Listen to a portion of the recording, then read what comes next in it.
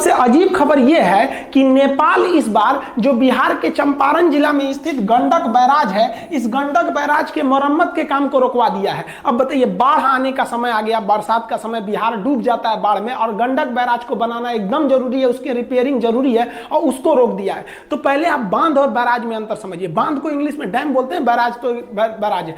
तो डैम जो होता है ना, पानी को रोक देता है और छोड़ देता है, जबकि बैराज उसको कई डायरेक्शन में मोड़ सकता है। बैराज में कई सारे फाटक होते हैं। तो जो गंडक बैराज है उसमें 36 मतलब फाटक है, 36 पिलर हैं, उसमें फाटक लगे हैं। आप देखिए यहाँ पर इस तरह से फाटक गेट दिखाई देंगे 36। अब ये जो बैराज है ना, वो इंडिया और नेपाल, यही नदी बीचों बीच में है। अब इस 36 में से ना 18 पिलर इंडिया में आता है और 18 पिलर नेपाल में आता है। तो भारत ने अपना 18 पिलर को रिपेयर कर दिया। अब जब उधर गया ना रिपेयर करने की, भैया बांध टूटेगा तो नेपाल हाइट पे, पहाड़ पे, सारा पानी इधर आएगा, तो हम अपने खर्च पे बना देते हैं। हम कब्जा करने थोड़ी गए हैं भैया, हम तो रिपेयर करने गए हैं। बांध बैराज टूट जाएगा तो आने जाने का कनेक्शन भी टूट जाएगा।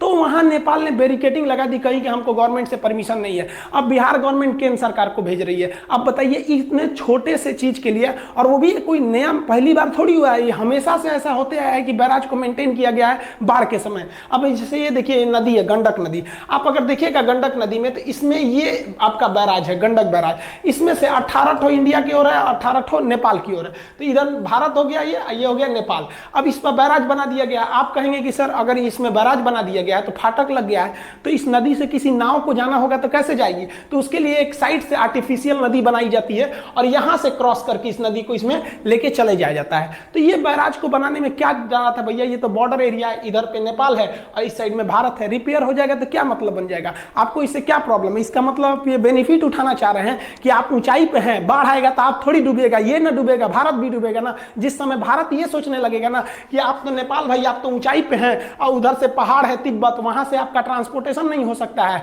तो यहाँ पे अगर ब्लॉकेज लगा दिया गया ना, आपको दिक्कत होगा। तो जो नमक खरीद रहे हैं ना 100 रुपया किलो, वही हालत हो जाएगा।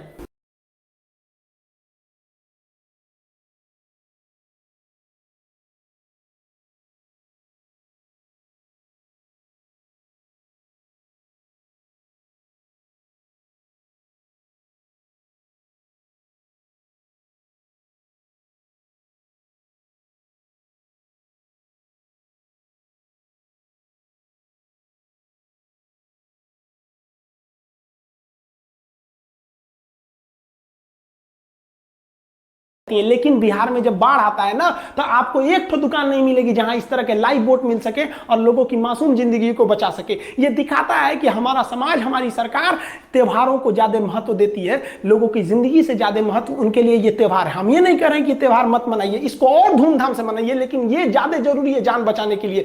बाढ़ में क्या होता है, देखिए किसी का गांव उजड़ गया, क्या फर्क पड़ता है भैया किसी बड़े लोगों को, बड़े बड़े अधिकारियों लोगों को कि गांव उजड़ गया। यहाँ थोड़ी ना इंसान रहते हैं लोग, इनका अपना परिवार तो है नहीं, इनके बाल बच्चे हैं नहीं, ऐसे मरे पड़े रहते हैं बेचारे। बताइए 2 साल के बच्चे का क्या कसूर था?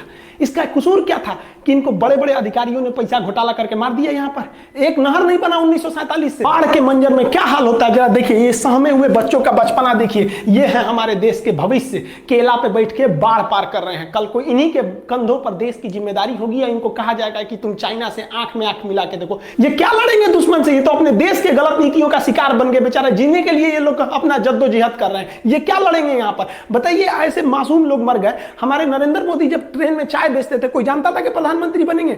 हमारे अब्दुल कलाम जब ट्रेन में अखबार बेचते थे, बाढ़ में डूब के मर गए रहते, तो हमको एक साइंटिस्ट मिला रहता, आप बता सकते थे कि बच्चे का भविष्य क्या था, ये आगे जाकर क्या बनता। जब चुनाव होगा तो 18 हेलीकॉप्टर घूमेंगे, लेकिन जब बाढ़ आएगा तो एक हेलीकॉप्टर भेज दो जी, कोई डूब गया होगा निकाल लेना। ये हाल हो गया हमारे देश का। हर साल बाढ़ आता है, हर साल केंद्र सरकार से आ जाएगा 400 करोड़ रुपए, राज्य सरकार देगी 200 करोड़, आधा बीच में मार देंगे अधिकारी, कहा जाएगा कि हाँ भोजन दे दिया जा रहा है, उन लोग को फरवी चिवड़ा मुड़ी दे दिया जाता है, खाओ। ये लोग आदमी थोड़ी होते हैं यार। इंडिया में गरीब की जिंदगी का कोई महत्व नहीं देते हैं लोग यहाँ पर। ये गलत बात है।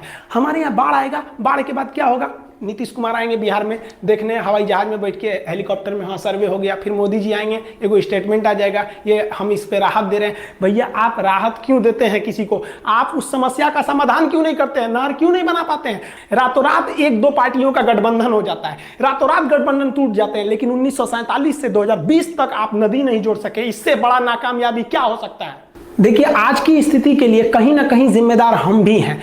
हम किसी भी चीज को इग्नोर कर देते हैं। आप लोग भी इस वीडियो को देखेंगे तो इग्नोर कर देंगे, चलो भाई ये खान साहब है पटना के, आते हैं ऐसे ही बात बोल के चले जाते हैं। लेकिन आपकी ये जिम्मेदारी बनती है, आप ट्वीट करके इसको पूछिए अपने जल संसाधन मंत्री से कि आखिर हम कब तक डूबते रहेंगे बाढ़ में, और कब तक हम सरकार के द्वारा हेलीकॉप्टर से गिराए जाने वाले खाने का इंतजार करेंगे।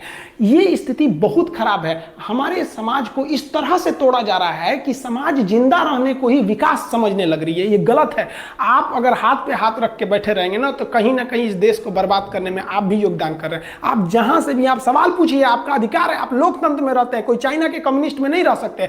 हम थैंक्स कहेंगे शेफाली वैद्या जी को, जिन्होंने मेरे वीडियो को ट्विटर पे ट्वीट किया था और पूछा भी था कि सरकार को इस तरह से करना भी चाहिए कि नहीं करना चाहिए। बहुत से लोगों का हम थैंक्स करते हैं कि जो ऐसे सवालों को पूछते हैं। हम ज्यादा से ज्यादा क्या कर सकते हैं? हम पटना के एक टीचर हैं और क्या करेंगे? हमारा काम है आपको समस्या जो है उससे अवगत करा देना और इससे क्या समाधान हो सकते हैं तत्काल परिस्थिति में उसके बारे में आपको जानकारी देना। हमारा जो काम था हमने किया, आगे आपकी मर्जी है आपको क्या करना है। मिलेंगे नेक्स्ट वीडियो में, तब तक के लिए जय हिंद।